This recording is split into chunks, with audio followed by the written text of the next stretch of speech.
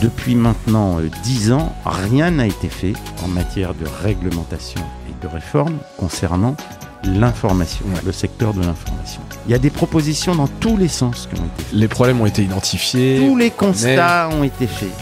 Le problème, c'est pas le constat, on le connaît. Le problème, c'est pas les propositions, on les connaît.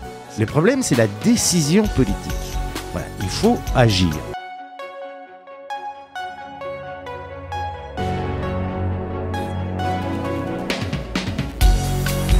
Bienvenue dans Mediarama, le podcast du futur des médias.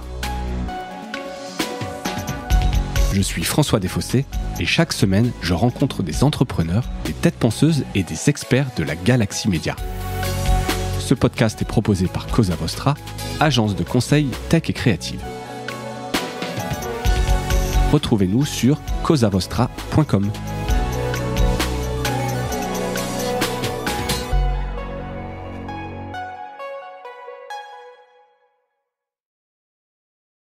Bonjour à toutes et à tous et bienvenue dans ce nouvel épisode de Mediarama Pastille Actu. J'ai le plaisir de recevoir aujourd'hui François Bonnet. François, bonjour. Bonjour. Tu es le président du FPL, le Fonds pour une presse libre. Et par ailleurs, alors j'allais dire dans une ancienne vie, non, il n'y a pas si longtemps que ça, tu as été cofondateur de Mediapart.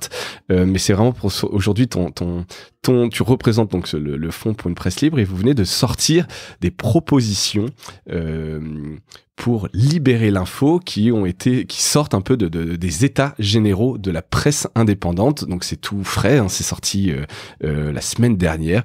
Donc voilà, je trouvais intéressant de te recevoir. Je te remercie d'avoir accepté l'invitation. Merci à toi. Pour nous en parler un petit peu. Est-ce que tu peux revenir, alors le Fonds pour la presse libre, pour une presse libre, j'en avais déjà parlé avec Caroline. C'est ça? Charlotte, je dis n'importe quoi. Bon, je ne montrerai pas et Charlotte, je suis désolé, mais donc j'avais fait un super épisode où elle présentait ce fonds. Donc je vous invite je remettais un lien dans les notes de l'épisode. Vous pouvez aller écouter pour en savoir un peu plus. Là, c'est vraiment sur ces états généraux. Est-ce que tu peux nous raconter un peu la genèse de ces états généraux, de quand est-ce que vous avez imaginé ça? C'est en réaction au lancement le 3 octobre des États généraux de l'information lancés par l'Élysée. Ces fameux États généraux. Ces fameux États généraux. C'est assez nébuleux, mais ça existe et ça avait été promis par Macron durant sa campagne présidentielle. Et puis ça a été lancé officiellement le 3 octobre. Et là, on a été quelques-uns quand même à prendre peur, si je puis dire. Et donc, j'ai écrit un article dans le FPL qui proposait aux médias indépendants d'organiser des états généraux de la presse indépendante. Alors, pourquoi ? Parce que la méthode politique est assez détestable. C'est pas à l'Élysée d'organiser des états généraux de l'information. C'est pas le pouvoir suprême qui décide de la réforme, du périmètre de la réforme, de son contenu, de ce qu'est le contre-pouvoir, c'est-à-dire la presse d'information. Donc, il y a une méthode politique qu'on avait du reste dénoncée en 2008, j'étais alors à Mediapart, qu'on avait dénoncée en 2008 quand Nicolas Sarkozy avait lancé les États généraux de la presse. Et du reste, on avait fait à l'époque une grande réunion publique avec Reporters sans frontières. Le délégué général de Reporters sans frontières est aujourd'hui le délégué général des États généraux de l'information. Comme quoi, en 15 ans, les choses évoluent. Non, la méthode politique est inquiétante et ne convient pas. L'ordre du jour ne convient pas plus parce que c'est un ordre du jour, j'allais dire, stratosphérique. Ça englobe, je dirais, tout et n'importe quoi. Ça va des conditions de travail du journaliste à comment repenser ce que Christophe Deloire appelle la place du village ou la sphère informationnelle. Il y a toute une novlangue qui est en train de se développer comme ça pour finalement ne pas poser les vraies questions et les vrais problèmes. Donc il y a un ordre du jour qui nous inquiète et enfin il y a un calendrier très franchement qui est un peu désespérant puisque tout ça va durer jusqu'à fin juin pour aboutir à un rapport, des rapports, mais on meurt sous les rapports. Comme on en a beaucoup. Il y en a 2 ou 3 par an. Alors qu'il y a beaucoup d'urgence. Il y a énormément d'urgence. Et ça fait plusieurs années que beaucoup de journalistes, de collectifs de journalistes, pas seulement les syndicats, etc., des médias disent « Mais enfin, qu'est-ce qui se passe ? Pourquoi ce pouvoir ne fait rien ?» Pourquoi ne réagit-il pas? Pourquoi rien ne se passe?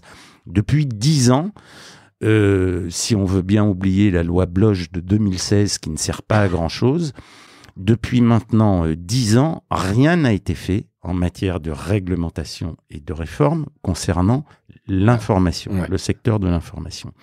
Et on peut noter un immobilisme tout à fait étonnant de ce pouvoir macronien. Premier quinquennat, rien. Et là, on est donc en deuxième année du deuxième quinquennat, toujours rien. Alors, promettre des grands états généraux aboutissant à un rapport, on sait ce que c'est, ces états généraux. Il y a eu les états généraux sur la santé, les états généraux sur la justice, il y a eu des conventions citoyennes. Des Grenelles. Bon, si c'est pour construire un nouveau dispositif qui vise, en gros, à enfumer tout le monde, à gagner du temps et à ne déboucher sur rien, ou à peu près, ça ne va pas. Donc c'est pour ça que dans cet appel que j'avais lancé le 3 octobre à l'organisation d'États généraux indépendants, c'était de dire ça. Et c'était de dire, mais enfin, tout est sur la table depuis des années. Il y a des propositions dans tous les sens qui ont été faites. Les problèmes ont été identifiés. Tous les constats ont été faits. Donc, il faut aller vite. Le problème, c'est pas le constat, on le connaît. Le problème, c'est pas les propositions, on les connaît. Le problème, c'est la décision politique. Voilà, il faut agir. Et il est urgent d'agir quand on constate d'abord l'immense détérioration du débat public, une crise de la presse qui s'accélère, une concentration des moyens d'information qui s'accélère, et des difficultés qui s'empilent. Donc, que fait le ministère de la Culture, qui est en charge également de la communication et de l'information? Que fait ce gouvernement? Que fait l'Élysée? Voilà, on demande des choix politiques. On ne demande pas un énième constat. D'où cet appel.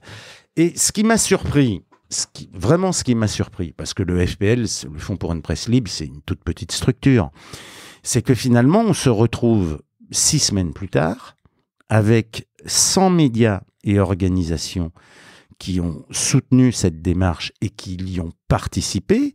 Et on se retrouve surtout au terme de 6 semaines d'un travail collectif. Il y a des groupes de travail qu'on a fait, il y a eu des dizaines de réunions, avec un relevé de propositions. Alors 59 propositions, il y en a 16 qu'on met un peu en avant, mais en tout il y en a 59, et qui visent vraiment à réformer en profondeur un système d'information qui aujourd'hui marche sur la tête, crée de la défiance, organise une véritable fracture avec nos publics.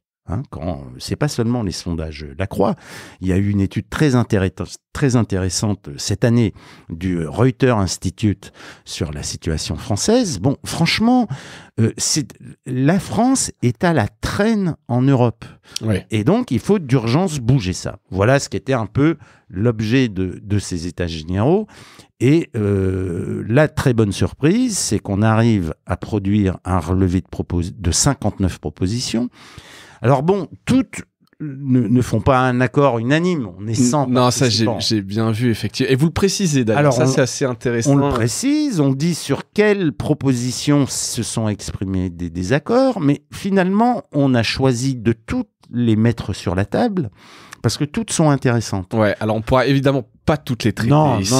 Mais donc je mettrai le lien, comme je dis, vers le rapport, PDF qui est très bien fait, d'ailleurs très belle mise en page par ailleurs. Reste que ce sont quand même des propositions assez ambitieuses, notamment ce qui concerne la gouvernance et la lutte contre la concentration, tu le disais. Sur la concentration, notamment, vous proposez des mesures concrètes avec une refonte de la loi de 1986 pour l'actualiser. Alors là, c'est l'exemple type. Il y a un consensus absolu pour dire cette loi de 86 ne sert plus à rien. Imaginons, elle a été faite avant Internet. Donc on est aujourd'hui... c'est un peu anachronique. C'est simplement lunaire. Ça ne fonctionne évidemment plus.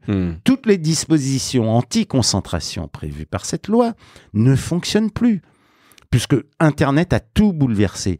C'est une loi qui définit encore, par exemple, des périmètres géographiques, des catégories de presse-papier. Mais c'est totalement absurde aujourd'hui. C'est dépassé en tout cas. C'est complètement dépassé. Donc c'est une loi qui est devenue quand même, à un moment donné, inutilisable. Et de fait, aujourd'hui, il n'y a plus de dispositif visant à réguler la concentration des médias. Donc on propose de créer évidemment des dispositifs de ce type. Ouais. Et c'est ce qui a permis depuis 15 ans maintenant à donc une poignée, enfin un peu plus, ils sont 8 ou 9, de grands groupes industriels, ceux qu'on appelle les milliardaires ou nos oligarques français, donc à 8 ou 9 grands groupes industriels, de racheter la quasi-totalité des médias privés de masse. Voilà. Et on est dans une situation totalement atypique, qui n'existe nulle part en Europe, où des groupes industriels dont les intérêts ne sont pas dans l'information contrôlent la quasi-totalité du système d'information, si on met à part le service public. Donc c'est une situation qui est quand même très inquiétante, qui est grave, et on parle de Bolloré parce que je dirais Bolloré est l'épouvantail préféré d'une certaine manière. Le symbole un peu de cette concentration. Et le symptôme le plus violent de ça. Mais il faut pas parler que de Bolloré. On peut parler de Drahi, on peut parler de Niel, du Crédit Mutuel qui détient toute la presse de l'Est de la France, etc., etc. Donc, et ça c'est un danger réel sur le pluralisme de l'information, sur la diversité des opinions, sur la qualité du journalisme. On y reviendra sans doute. Voilà. Donc, il faut d'urgence agir là-dessus en créant de nouveaux critères anti-concentration qui prennent en horizontaux. J'ai vu aussi verticalement. C'était assez intéressant. Alors, ce qu'on appelle la concentration horizontale, c'est-à-dire le contrôle de plusieurs médias, des radios, des télés, de la presse papier et du numérique. Bon, ça, c'est ce qu'on appelle la concentration horizontale. La concentration verticale, c'est un peu toute la chaîne de valeur. Et pour ça, Bolloré et Vivendi est un bon exemple, puisque vous vous retrouvez où, par exemple, Bernard Arnault. Bernard Arnault est le premier annonceur. LVMH est le premier annonceur de ce pays. Et en même temps, il contrôle 2 des très grands quotidiens de ce pays, les Échos et le Parisien. Donc, quand on est annonceur et qu'on contrôle des quotidiens, c'est quand même bizarre. Le groupe Vivendi, à la fois l'agence Havas, immense agence mondiale de publicité, et tous les médias et groupes d'édition. Donc, on voit bien que la question fondamentale qui est posée, c'est celle du conflit d'intérêts. Et que ces liens d'intérêt de propriétaires de groupes de presse dont les intérêts principaux sont ailleurs, ils vont être alors pour Bolloré, ça peut être le transport, la logistique, il se débarrasse de ses ports en Afrique et de ses plantations, mais il garde de l'édition, il garde du transport en France, etc., etc. Et LVMH, on voit évidemment le conflit d'intérêts permanent dans lequel ils vivent. Donc il faut réguler ça. Il faut mettre fin à ça. Autre sujet, donc voilà, donc là par exemple sur ce qu'on vient de dire, la concentration, il y a 5 propositions que vous faites. Ouais. Je peux pas toutes les dire, mais on a. Non, mais en gros c'est de dire d'abord il faut revoir cette loi de 86, c'est-à-dire redéfinir des seuils anti-concentration qui limitent ce à quoi on assistait. Et prendre le papier, le numérique.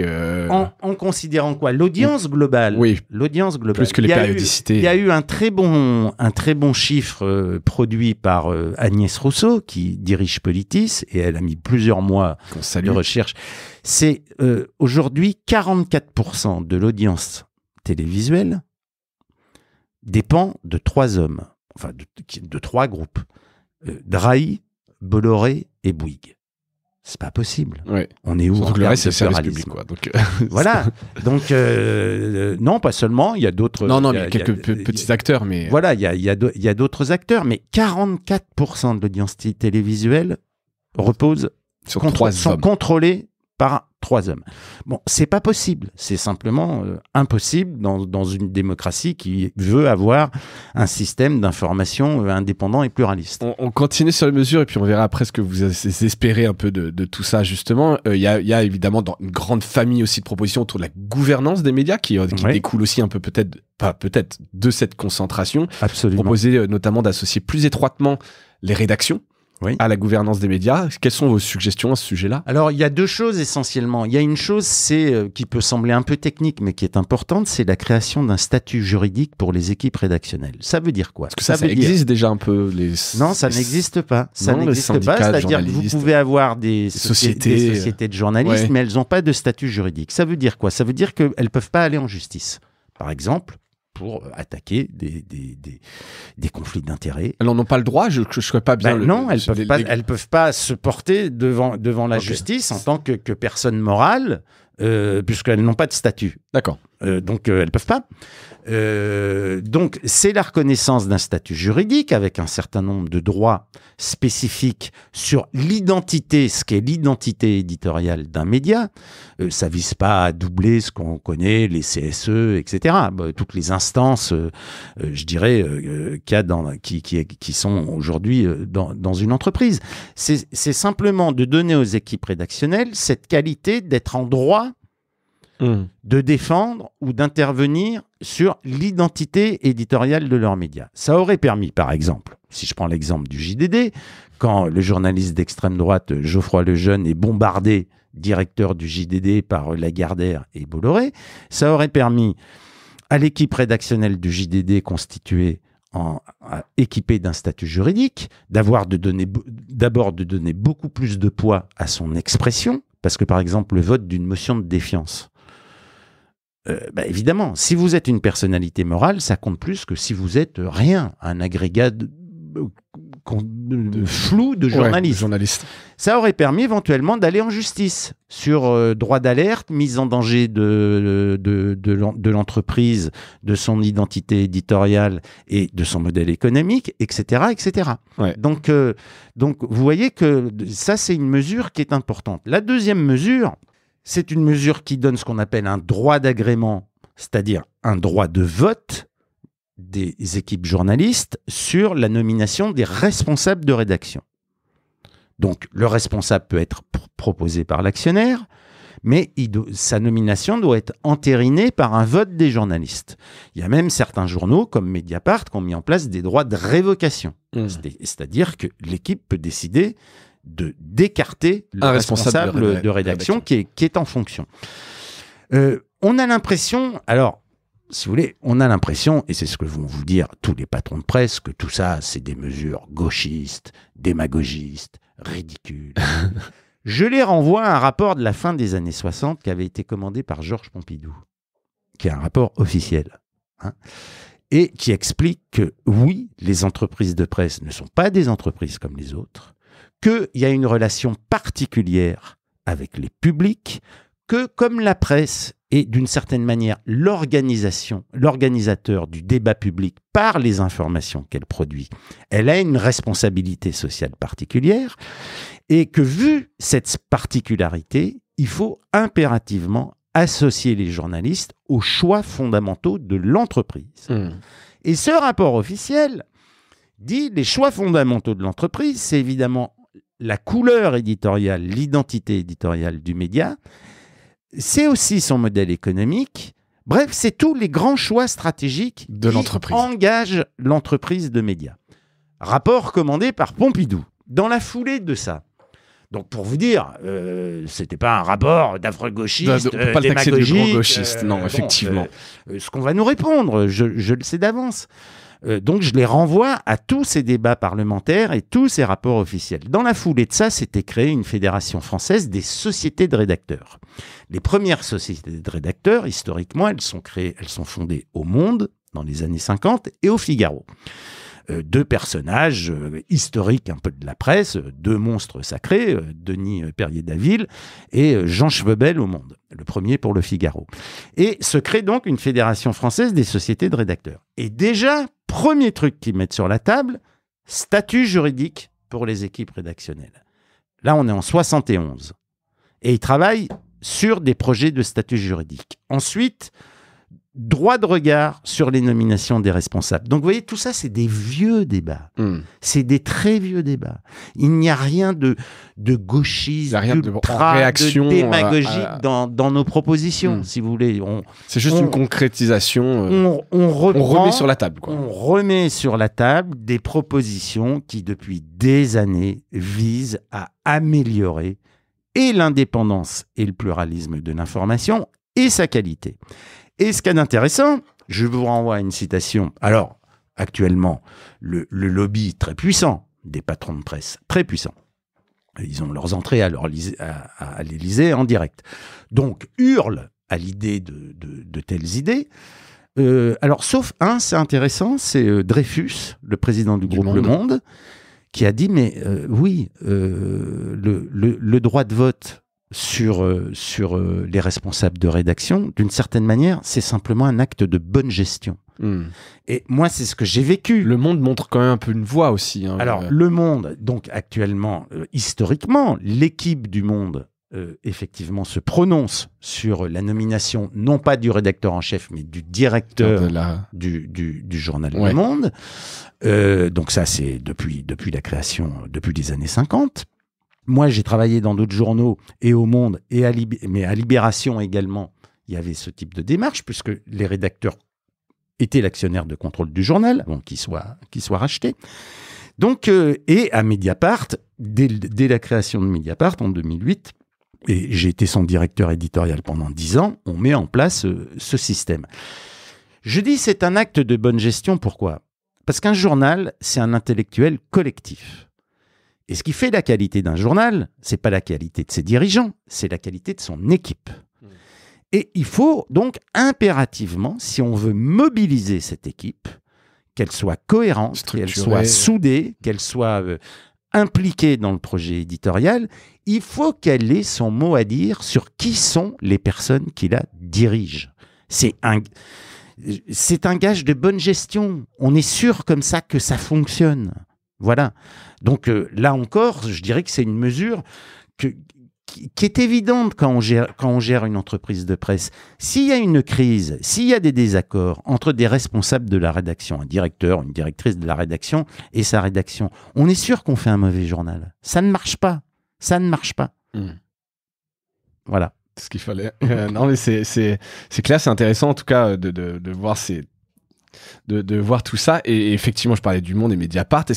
Est-ce qu'on peut inciter d'autres médias à prendre un peu cette voie-là ou... Alors, ça existe. En ce moment, il y a une très grosse bataille qui se joue aux Échos. Parce que quand Bernard Arnault rachète les Échos, la rédaction des Échos arrive à arracher une charte d'indépendance et un droit de regard, justement un droit de vote sur la nomination du responsable de la rédaction.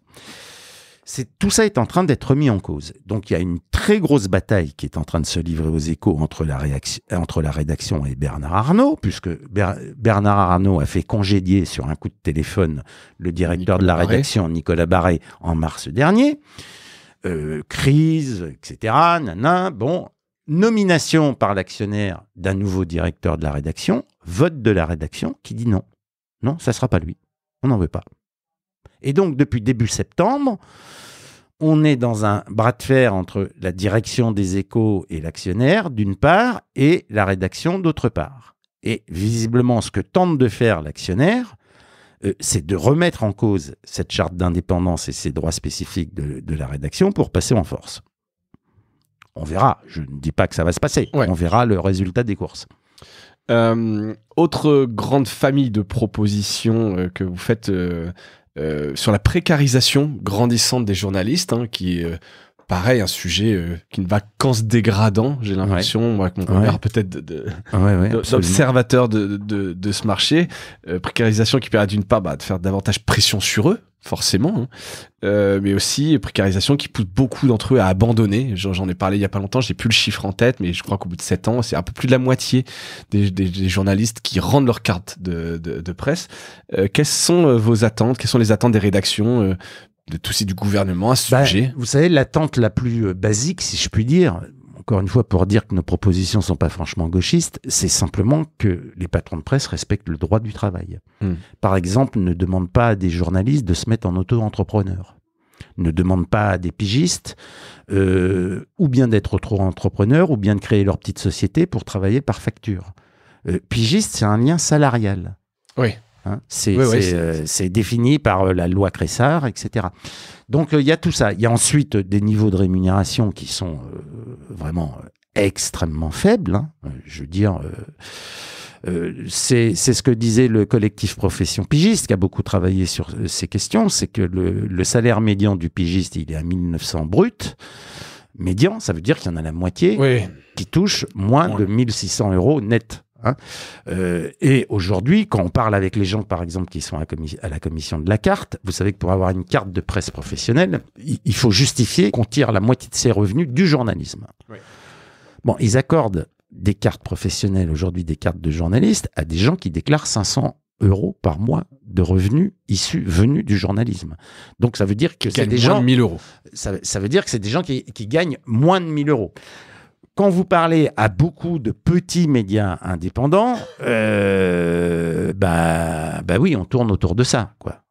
Donc ça, c'est pas possible. C'est de la précarité. Donc c'est une précarité et on peut dire, bon, ok, là, on est dans les revendications sociales. D'abord, les revendications sociales, ça compte. Je veux dire, l'équilibre social d'une profession, c'est important. Et c'est important pourquoi ? Parce que tout bêtement, c'est la qualité de l'information qui est en jeu. Parce qu'évidemment, des gens payés au lance-pierre et au feuillet, vont se mettre à pisser de la copie, pour le dire vulgairement.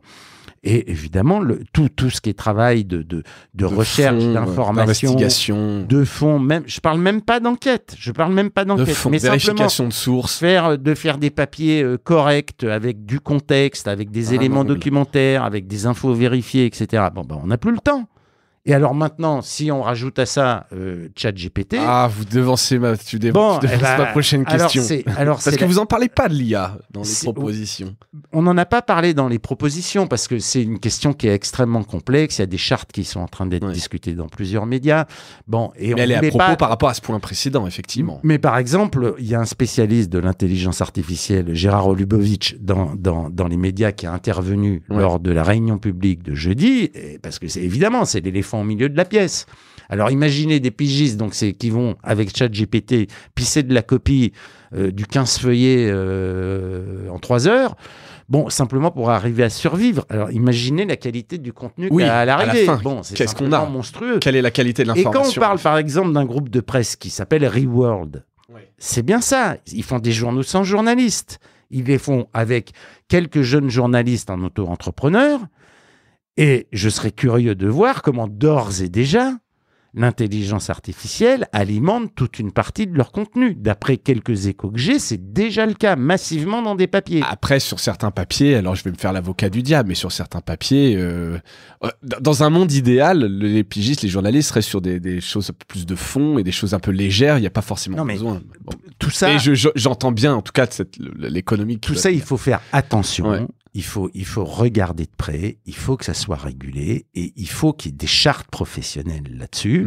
C'est ce qui est en train d'être discuté. Il y en a une d'ailleurs qui a été adoptée par les journaux du groupe EBRA et qui est, vous voyez, donc je ne dis pas que du mal des grands groupes, et qui est une charte intéressante sur l'utilisation de l'IA.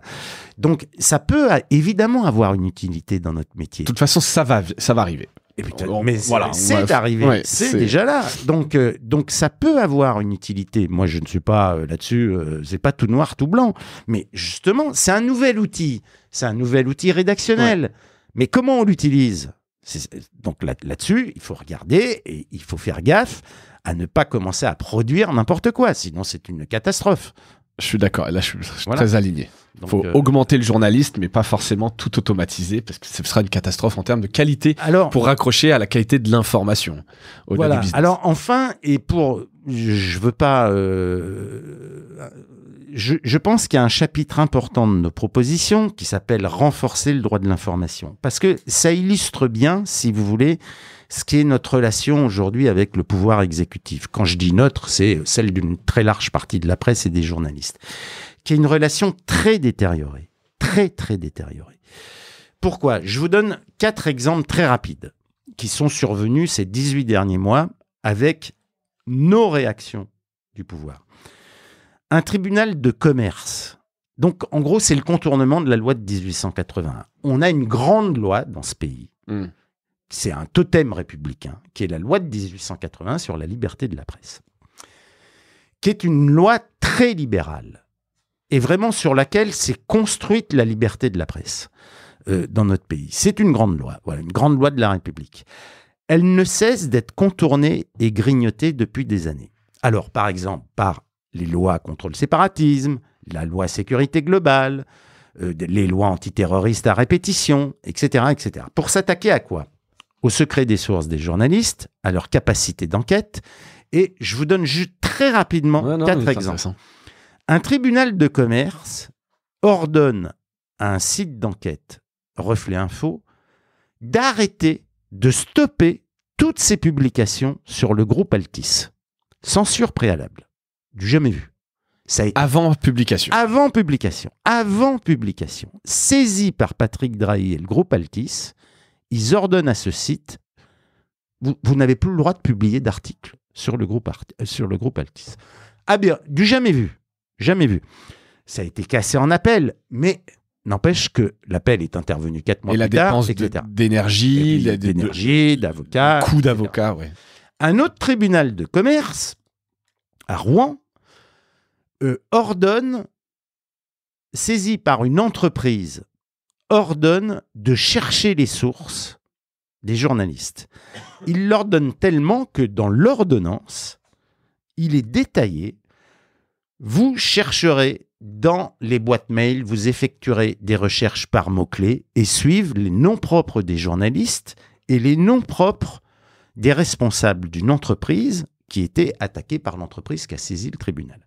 Donc, voilà, recherche des sources ordonnée par un tribunal de commerce. C'est pareil, ça a cassé en appel, mais c'est toujours en cours et ça fait un an que ça dure. Ce que vous appelez les procédures Bayon. Voilà, c'est des procédures Bayon. Troisième exemple, une procédure invraisemblable en référé faite par l'avocat du maire de Saint-Étienne pris dans ce scandale hallucinant de chantage à la sextape, enfin vraiment du cradingue absolu, et qui fait saisir en référé le tribunal de Paris contre Mediapart par une procédure jamais utilisée jusqu'alors, et le tribunal interdit la publication de l'enquête. Nouveau cas de censure préalable. Ça a été cassé en appel également, mais nouveau cas de censure préalable. Et enfin, quatrième exemple, la garde à vue pendant 39 heures de la journaliste Ariane Lavrieux, poursuivie par le ministre de la Défense pour viol de secret défense, et qui visait à identifier ses sources. Donc perquisition à son domicile, saisie de ses ordinateurs, de son téléphone portable, tout le tintouin. Bon, et le but, puisqu'elle-même n'a même pas été mise en examen, mais il s'agissait d'identifier quelles étaient ses sources au sein de l'appareil militaire. Donc, vous voyez, il y a quand même, je dirais, il y a 3 tabous d'une certaine manière. Il y a 3 obligations absolues dans notre profession. Le premier, c'est protéger nos sources. Sans protection et sans secret des sources, il n'y a pas d'information. Il n'y a plus d'information. Les gens ne nous parlent pas. Deuxième truc, c'est on ne peut pas, au nom du secret des affaires, nous interdire d'écrire sur les grands groupes économiques de ce pays. Troisième truc, on ne peut pas, au nom d'une conception extensive du secret défense, nous interdire d'enquêter, par exemple, sur les actions militaires à l'étranger menées par la France, sur le travail de renseignement qui est fait et en France et à l'extérieur, par les DGSE et DGSI. Donc, il y a une phrase qui définit aujourd'hui tout le confidentiel et le secret défense, c'est impératif prépondérant de sécurité nationale. Mais ça veut dire quoi? On peut tout mettre là-dedans. Ouais, c'est de l'interprétation derrière, bien sûr. On peut tout mettre. Donc, il faut définir précisément, nous ne sommes pas des jusqu'au-boutistes, alors qu'on pourrait très bien soutenir, et moi personnellement je le soutiens, mais ça n'a pas été retenu, que de la même manière que le journaliste n'est pas soumis au secret de l'instruction, ce que les gens ignorent généralement, nous ne sommes pas, nous, journalistes, soumis au secret de l'instruction. Je ne vois pas pourquoi on serait soumis au secret de défense. Ah ben, non, c'est une bonne question. Vous avez je dans vois que des dossiers, vous avez dans des dossiers judiciaires. J'imagine que c'est du cas par cas. Enfin, vous avez dans des dossiers judiciaires des informations aussi importantes et explosives que vous pouvez en trouver couvertes par le confidentiel ou le secret défense. C'est sûr, c'est sûr, Alors, c'est sûr. Évidemment, il faut qu'il y ait des contraintes. Comment on travaille quand on a des documents confidentiels ou secret défense? Le premier truc qu'on fait, c'est évidemment d'éliminer tous les éléments d'information qui pourraient permettre d'identifier ou de mettre en danger des agents ou des militaires dans leurs actions et par là même de les mettre en danger. Ça, c'est une évidence, ça ne nous intéresse pas. Ce qui nous intéresse, c'est finalement les choix politiques et militaires qui ont été faits. Et quand on voit comment Disclose, poursuivi dans cette affaire à travers Ariane Lavrieux, a travaillé, chaque fois, à la fin de chacune de leurs enquêtes, ils ont explicité, voilà comment on travaille. À Mediapart, on a eu à plusieurs reprises, on a travaillé à partir de ce type de documents. Bon, chaque fois, je veux dire, on n'est pas des furieux. Voilà. Non, mais... Et par ailleurs, si on le faisait, on pourrait être attaqué pour d'autres chefs. Voilà, mise en danger de la vie d'autrui, trahison, etc. Je sais pas, c'est... Enfin, il y a plein d'autres moyens de poursuite que cette espèce de chape de plomb qu'on met sur de l'information. Je rappelle, puisque c'est notre objet, nous journalistes, c'est de produire de l'information d'intérêt général. Ouais. On n'est pas là dans les secrets d'alcôve privés de telle ou telle personne. Non. On est dans des informations d'intérêt public, d'intérêt général. Voilà. Très clair. Si on revient à ces propositions, c'est quoi les prochaines étapes? Et est-ce que vous allez les présenter ou au moins les apporter au gouvernement? Qu'est-ce que vous en attendez là? Vous avez publié ça maintenant? Nous, écoutez, on a fait ce relevé. Je sais ce qu'on va nous dire. On va dire, ah oui, c'est les petits médias alternatifs de la presse indépendante. Là, ils sont dans la niche au fond de la cour et ils aboient très fort. C'est ça qu'on va nous dire. C'est des démagos. Je vous donne déjà un exemple. Il y avait un papier dans Le Monde il y a 2 jours qui mettait en parallèle Christine Kelly, la journaliste d'extrême droite, son panel d'éditorialistes de CNews sur qui se battait pour la liberté de l'information, ce qui nous fait beaucoup rire. Et dans le même papier, les états généraux de l'information, de la presse indépendante. Bon, désolé, mais il y a quand même 100 médias et organisations. Il y a les 2 plus gros syndicats de la profession, le SNJ qui est majoritaire, le SNJ-CGT qui est le 2e syndicat. Il y a toutes les associations de défense des droits, Sherpa, Anticor, la Maison des lanceurs d'alerte. Il y a des associations, respectables, un bout des médias, etc. Bon, on n'est pas chez ça va quoi. On n'a pas passé l'âge dans un coin. Non mais voilà, donc il y a quand même il y a 15 associations de ce type, il y a 85 médias. Bon, c'est un petit peu à prendre au sérieux quand même. Ouais. Enfin, il me semble que c'est pas tout à fait n'importe quoi. Bon, alors ces propositions, d'abord, on voulait les rendre publiques et les présenter symboliquement au public avec cette grande réunion publique de jeudi dernier qui, mine de rien, a réuni 1200 personnes et avec un streaming qui a réuni plusieurs milliers de personnes parce on est pratiquement à 5000 là sur la vidéo en streaming. Bon. Cette réunion publique qui s'est tenue à Paris va être suivie par une demi-douzaine de réunions publiques en région, Lille, Strasbourg, Marseille, Clermont-Ferrand, Nantes, Toulouse, Vire, etc. Bon. Deuxième temps, évidemment que ces propositions, on les présente ensuite aux parlementaires. Je pense que ce type de débat, le lieu adéquat, c'est le Parlement, où là, la diversité des positionnements est représentée. Donc, on les a adressés à tous les parlementaires qui, de près ou de loin, ont été amenés à travailler sur des questions de presse, évidemment à tous les groupes parlementaires. On les a adressés évidemment à la ministre de la Culture, au ministère de la Culture, qui est en charge de l'information et de la communication, à Matignon, Premier ministre, et on les a adressés à tous les gens qui sont membres, d'abord au comité de pilotage des États généraux de l'information, et tous les gens qui sont membres des commissions créées dans le cadre de ces États généraux de l'information. Donc au total, c'est 45 personnes de mémoire. Bon, voilà. Donc nous, ces propositions, maintenant, elles sont dans le domaine public. On espère que, Et les politiques, on va les adresser, pardon, j'oubliais, c'est pas encore fait, mais on va le faire dans les jours qui viennent, évidemment aux responsables. Les syndicats, ils les ont déjà. Aux responsables des syndicats de patrons de presse, il y en a beaucoup en France. Il y a beaucoup de fédérations, presse hebdomadaire, régionales, mensuelles, spécialistes, magazines.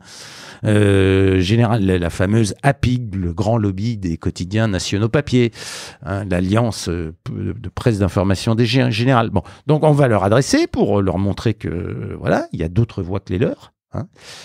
Et puis on va voir ce qui se passe et on va faire en sorte que des élus puissent s'en saisir et puissent porter ça. En tout cas, ça ouvre le débat, ça donne des idées. À chacun de s'en emparer et porter le débat. Absolument. Et si vous voulez, l'idée initiale, et on le fait, on va pas, comment dirais-je, notre but, c'est pas de rentrer dans des batailles de tranchées, ça n'a aucun intérêt, mais c'est de dire au comité de pilotage des États généraux de l'information, voilà, il y a un autre ordre du jour, et il y a d'autres propositions que les vôtres, et il y a aussi d'autres manières de débattre. Moi, je fais le constat, première agora citoyenne des États généraux de l'information à Auxerre, ils étaient entre 50 et 70 personnes, dont une quarantaine de journalistes. Bon, leur grande consultation citoyenne sur le CESE, là, le site du CESE, ça a donné quelques petites centaines de contributions. Bon, donc, ils n'arrivent pas. Je crois on est à 450 contributions, un peu plus officiellement, mais 450 où il y a vraiment de l'écrit, si je puis dire, de l'écrit. Le reste, c'est des émoticônes, c'est ce genre de choses. Bon, donc il y a effectivement un problème d'organisation d'un grand débat public. Donc, je veux dire, les EGI, les États généraux présidentiels de l'information, ne peuvent pas rester dans un dispositif qui est en train de tourner au huis clos, si vous voulez, parce que je conçois très bien que c'est très dur d'ouvrir ce genre de débat aux citoyens, si vous voulez. Nous, nos publics, je dirais, journalistes et dirigeants de médias, nos publics, on les connaît. Moi, j'ai dirigé pendant 10 ans Mediapart, enfin sa rédaction. Ma seule obsession, c'était nos lectrices et nos lecteurs et nos abonnés. Oui. Et avec lesquels on était en interaction constante par le biais des commentaires, par le biais de messages privés, etc., etc. Donc, qu'on ne me dise pas qu'on ne connaît pas, qu'on ne connaît leurs pas attentes, ce qu'ils veulent, qu'on ne parle pas au public. Mais nos publics, on les connaît par cœur, on vit d'eux. Et surtout les médias indépendants. On n'a pas de publicité. Oui, c'est un rapport beaucoup plus direct. Voilà, on a très peu d'aide publique. Donc, en gros, on vit des dons et des abonnements de nos publics. Donc, on les connaît. On les connaît très bien. Ouais. Donc, et on sait très bien quel est le rapport à l'information et quel est leur type de demande. Donc pour toi, là, une des erreurs des États généraux justement de l'information, c'est de vouloir impliquer le public qui, par manque d'organisation, d'expérience là-dessus, c'est comme un coup d'épée dans l'eau. En tout cas, il n'y a rien de constructif. De manière très floue, comment vous allez mobiliser des gens avec une espèce de novlangue sur refonder la sphère informationnelle? Vous avez déjà perdu 80% du public, si vous dites ça. Ouais, il n'y a personne qui vient. Bon. Donc il faut trouver, je conçois que ça soit le bon échelon. Tu penses que vous l'étiez, là, lorsque vous étiez à 100, là je pense que les médias, les gens qui travaillent dans les médias, qui ont les mains dans le cambouis toute la journée, ils connaissent leurs lectrices, leurs lecteurs, celles et ceux qui les regardent et les écoutent. Voilà, on les connaît. Donc ça compte. Oui, on peut aussi être un petit peu écouté, quoi. Écoute, en tout cas, j'espère qu'ils l'écouteront via ce podcast. On verra. Et si vous voulez lire toutes ces propositions, je mettrai le lien, mais je le mets donc fondpresselibre.org, fond avec un S évidemment, fondpresselibre.org. Alors il y a deux versions. Il y a une jolie version à télécharger pour smartphone, version mobile. Ouais. Et puis, il y a une version, je dirais, plus classique, A4, qui peut être imprimée, un PDF imprimé. Voilà, moi, c'est cette version-là. Et pour desktop, ordinateur. Etc. Ouais, et alors, maintenant, j'ai la version mobile, pardon, qui est très verticale. Voilà, la version mobile, on est très content d'avoir fait ça. C'est ce que je disais, même, je tiens à souligner, la mise en forme est très belle, très agréable à lire. Donc, 59 propositions pour libérer l'info, portées par le Fonds pour une presse libre. François, merci beaucoup pour ton temps et ton enthousiasme. C'était un vrai plaisir de te recevoir et d'avoir ce point de vue. Je mettrai encore une fois tous les liens dans les notes de l'épisode. Merci à toutes et à tous d'avoir écouté cet épisode et je vous dis à bientôt. Salut.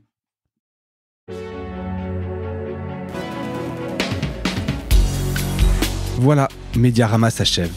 Si cet épisode vous a plu, n'hésitez pas à le liker et le partager. Et puis, si vous souhaitez être accompagné par notre agence Cosa Vostra, contactez-moi par mail mediarama@cosavostra.com. Portez-vous bien.